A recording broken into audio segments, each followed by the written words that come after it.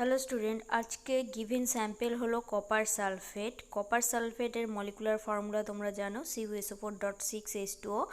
এবার আমরা যে প্র্যাকটিক্যালটা করব সেটা হলো ইমপিওর কপার সালফেট থেকে পিওর কপার সালফেটের ক্রিস্টালাইন তৈরি করব।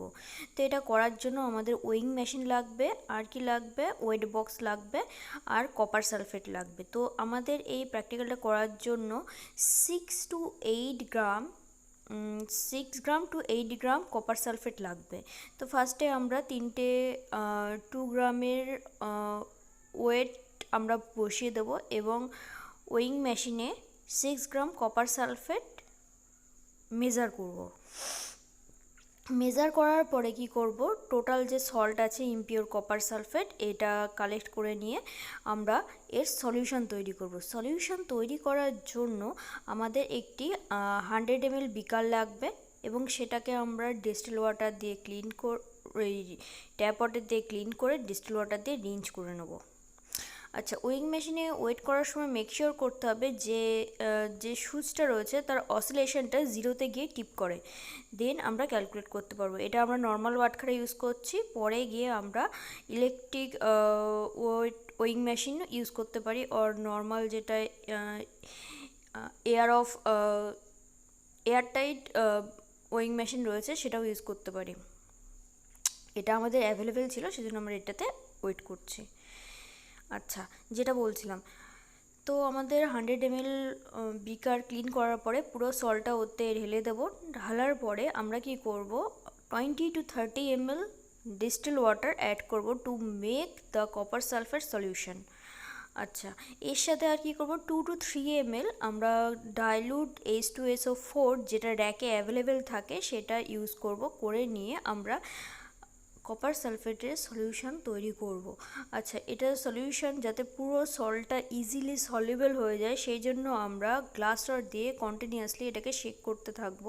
দেন কি করব, আমরা এই যে টোটাল যে সলিউশনটা রয়েছে ওয়েল শেক করার পরে এটাকে আমরা হিট করব যাতে পুরো সল্টটা সলিউবল হয়ে যায়।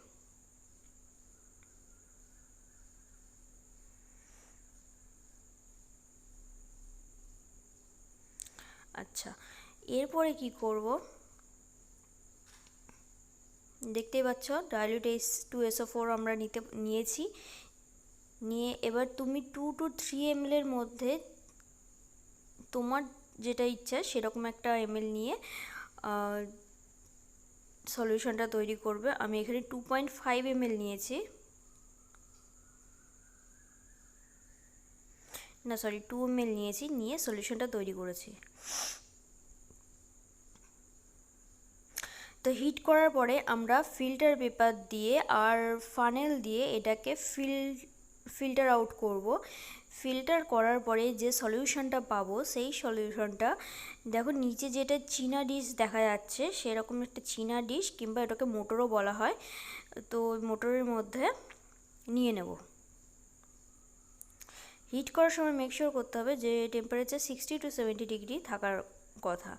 আচ্ছা, এইবার দেখো আমরা যে ফিল্টার পেপার রয়েছে সেটা কিভাবে ইউজ করতে হয় সেটা দেখাচ্ছি। টোটালটা ফোল্ড না করে সামান্য 1/3 পার্ট ফোল্ড করতে হবে।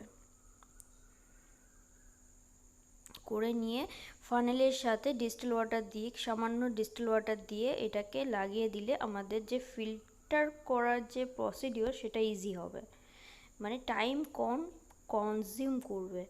আচ্ছা, এরপরে কি করছি, আমরা ফিল্টার আউট করছি।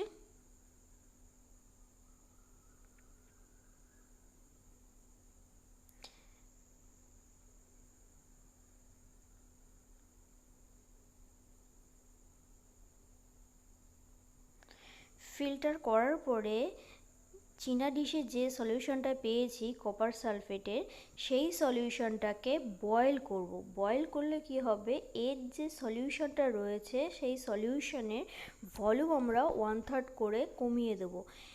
আচ্ছা, কমানোর পরে কিছুক্ষণ রেখে ডিস্টিল ওয়াটার আর ইথানল দিয়ে ওয়াশ করার পরে আমরা কপার সালফেটের পিওর ক্রিস্টাল কালেক্ট করতে পারবো। তো কপার সালফেট কিছুক্ষণ রেখে দিয়ে, এটা একটু টাইম লাগবে, কিছুক্ষণ রেখে দেওয়ার পরে আস্তে আস্তে ওয়াটার ভেপারাইজ হয়ে যাবে এবং আমরা pure crystal copper sulphate collect করতে পারবো।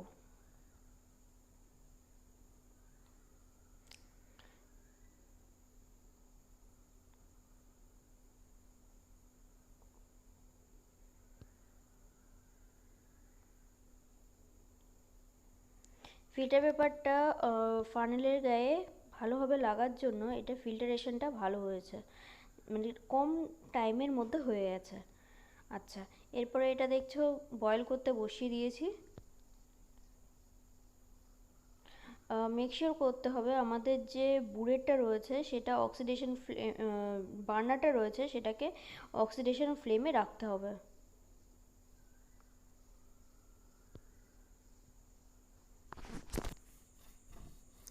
এরপরে কিছুক্ষণ রাখার পরে আমরা crystal clear pure copper sulphate পেয়ে যাব।